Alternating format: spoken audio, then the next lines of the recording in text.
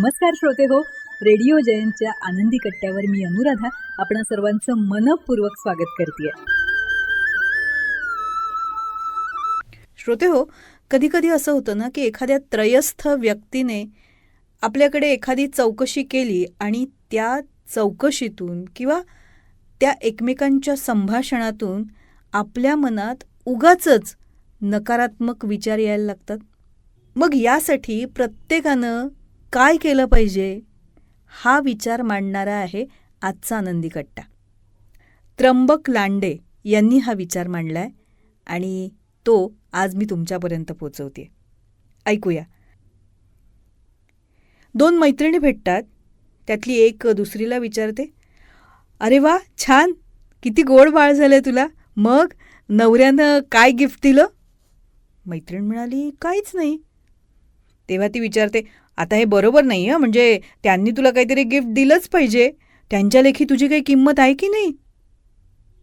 बस, हा शब्दांचा बॉम्ब टाकून ती मैत्रीण तिला विचारात टाकून निघून जाते. थोड्या वेळाने म्हणजे संध्याकाळी तिचा नवरा घरी येतो. पाहतो तर बायकोचा चेहरा उतरलेला. मग काय, दोघांमध्येही वाद आणि गैरसमज. भांडणाला झालेली सुरुवात अगदी या छोट्याशा गोष्टीवरून.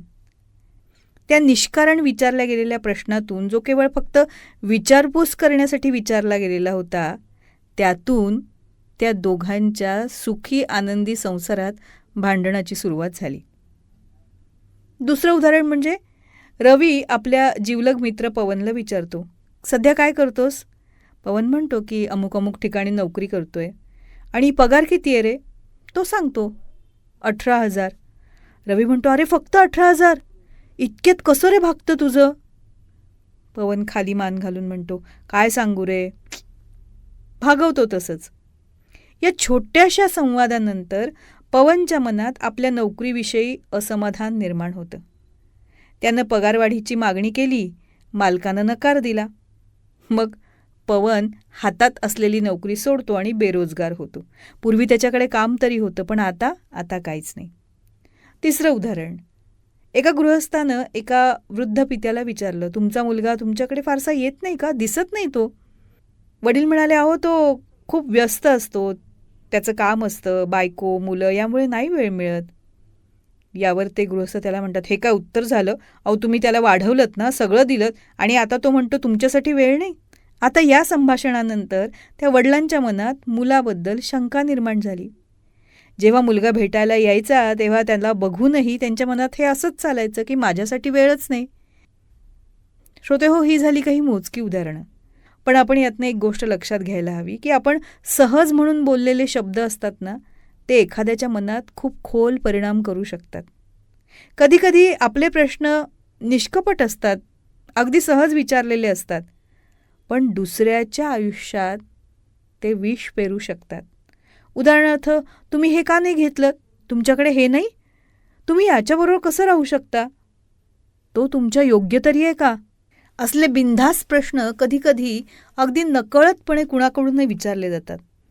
पण विचारणारा हे विसरतो की याचा परिणाम समोरच्याच्या आयुष्यावर किती खोलवर होऊ शकतो. अनेकदा आपण बघतो की काही तणावाचं वातावरण निर्माण होतं किंवा कुटुंबामध्ये वाद निर्माण होतात, नात्यामध्ये दुरावा निर्माण होतो. त्याच्या मुळाशी जर आपण गेलं तर असं लक्षात येतं की चुकीच्या बोलण्यामुळे हे सारं घडून आलंय.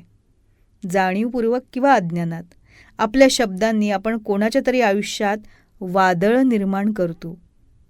म्हणून आपण हे नेहमी लक्षात ठेवायला हवं, आपल्या शब्दांनी कोणाच्याही घरात, कुणाच्या नात्यात फूट पडू नये, क्षुल्लक कारणानं कोणाचंही नातं तुटू नये, हीच भावना ठेवून आपण परस्परांशी संवाद साधणं हे फार महत्त्वाचं आहे. पटतंय ना?